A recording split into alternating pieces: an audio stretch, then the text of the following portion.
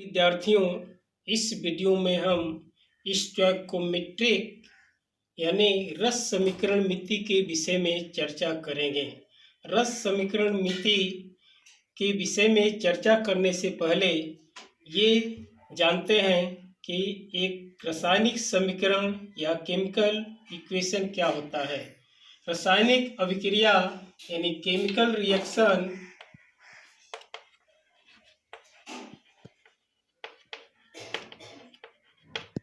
से अभिप्राय ऐसे प्रक्रिया से है जिसमें परमाणु तत्वों का एक यौगिक से यानी रिएक्टेंट से उत्पाद में पुनर्विन्यास होता है। उदाहरण के लिए हम साधारण सा उदाहरण लेते हैं। हाइड्रोजन और ऑक्सीजन परस्पर अभिक्रिया करके जल के अणु बनाते हैं। इसमें हाइड्रोजन का 2 मोल ऑक्सीजन का 1 मोल के साथ क्रिया करके जल के 2 मोल का निर्माण करते हैं। इसमें हाइड्रोजन का 2 मोल और ऑक्सीजन का 1 मोल जल के अणु का निर्माण करते हैं। तो इसमें हाइड्रोजन में H और H आबंधित है, जबकि O2 में ऑक्सीजन आबंधित है और जल में यह ऑक्सीजन 2 अन्य हाइड्रोजन से आबंधित होता है। इस प्रकार एक रासायनिक अभिक्रिया क्या है? यह परमाणु तत्वों का पुनर्विन्यास या जिसमें ओरिएंटेशन में परिवर्तन होता है। इसी भांति यदि एक संतुलित अभिक्रिया लिखते हैं तो इसे ही हम रस समीकरण मिति कहते हैं, जिसमें रासायनिक अभिक्रिया के अभिक्रियक यानी रिएक्टेंट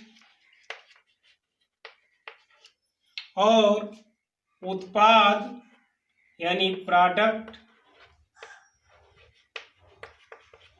मात्रात्मक और यदि गैसीय है तो आयतनात्मक रूप में संबंधित होते हैं। संबंधी होने को हम रस समीकरण मिति कहते हैं। स्टोइकोमेट्री 2 शब्दों यानी स्टोइकियन और मेट्रॉन शब्दों से बना है। स्टोइकियन का अर्थ होता है एलिमेंट यानी तत्व और मेट्रॉन यानी मेजरमेंट मापन। तो तत्व का मापन यानी किसी रासायनिक अभिक्रिया में अभिक्रियक और उत्पाद के तत्वों का परस्पर संबंधित होना और इन संबंधों द्वारा किसी तत्व या उत्पाद या विकारक की मात्रा की गणना हम करते हैं। उदाहरण के लिए हम एक साधारण सा CH4 मीथेन ऑक्सीजन के साथ अभिक्रिया करके, ये दहन क्रिया है यानी मीथेन ऑक्सीजन में दहन होकर के CO2 और जल का आयन H2O का निर्माण करता है। इसमें मीथेन का 1 मोल, ऑक्सीजन का 2 मोल और कार्बन डाइऑक्साइड का 1 मोल और जल का 2 मोल।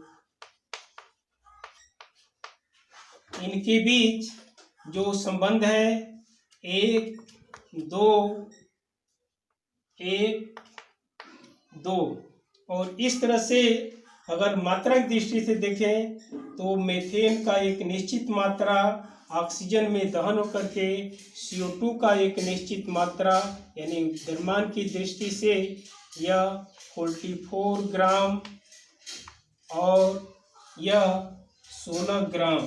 मीथेन का मोलर द्रव्यमान 16 होता है।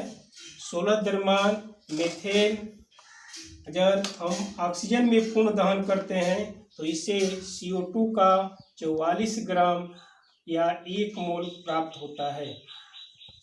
अब एक उदाहरण लेते हैं। 8 ग्राम मीथेन का वायु में पूर्ण दहन करने पर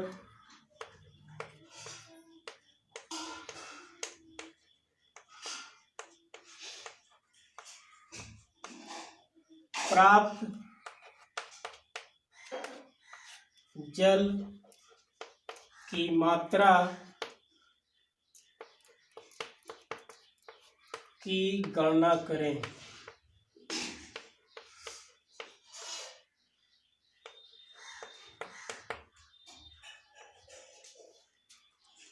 इस प्रश्न को हल करने के लिए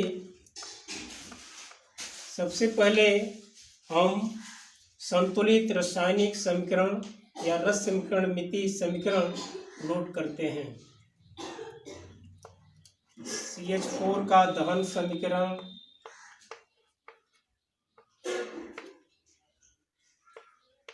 CO2 प्लस H2O। इस समीकरण के अनुसार मीथेन का 1 मोल यानी 12 प्लस 1 गुणे हाइड्रोजन का 4 परमाणु 16 ग्राम मीथेन, जल का 2 गुणे 18 यानी 36 ग्राम।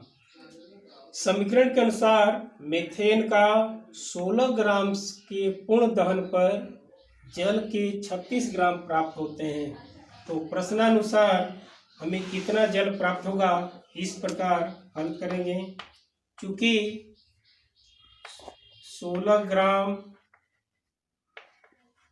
मीथेन पूर्ण दहन होकर के 36 ग्राम जल बनाता है, इसलिए प्रश्नानुसार 8 ग्राम मीथेन से कितना जल प्राप्त होगा। 36 × 16 × 8 बटे 16, ये 2 और 18 ग्राम। तो इस प्रकार 8 ग्राम मीथेन का पूर्ण दहन होने पर 18 ग्राम जल प्राप्त होगा। एक दूसरा उदाहरण है 20 ग्राम कैल्शियम कार्बोनेट यानी चूना पत्थर के गर्म करने पर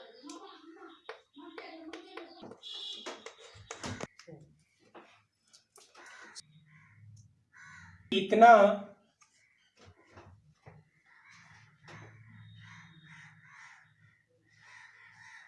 लीटर CO2 NTP पर प्राप्त होगा।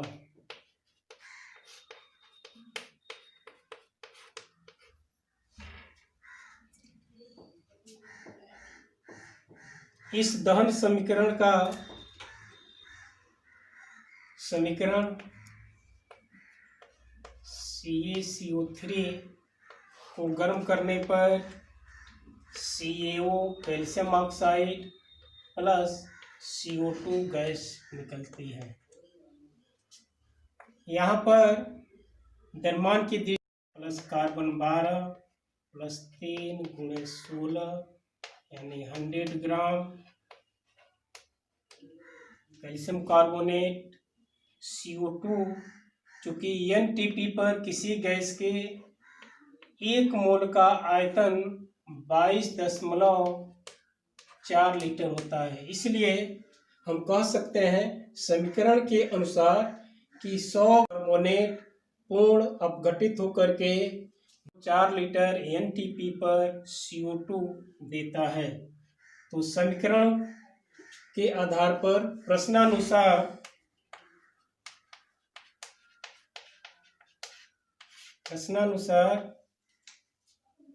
20 ग्राम से कितना CO2 लीटर प्राप्त होगा। चूंकि 100 ग्राम CaCO3 से NTP पर 22.4 लीटर CO2 प्राप्त होता है। इसलिए 20 ग्राम CaCO3 से NTP पर CO2 बराबर 22.4 100 इंटू 20 यानी 20 25 100 बराबर 5 चौको 20 और 5 चौको 20 5 40 लीटर यानी 4.48 लीटर CO2 NTP पर प्राप्त होगा। उदाहरण, कैल्शियम ऑक्साइड के उस भार की गणना करें। CaO के उस भार की गणना करें जो 95% शुद्धता वाले 95% शुद्धता वाले कैल्शियम कार्बोनेट के 200 ग्राम से प्राप्त होता है।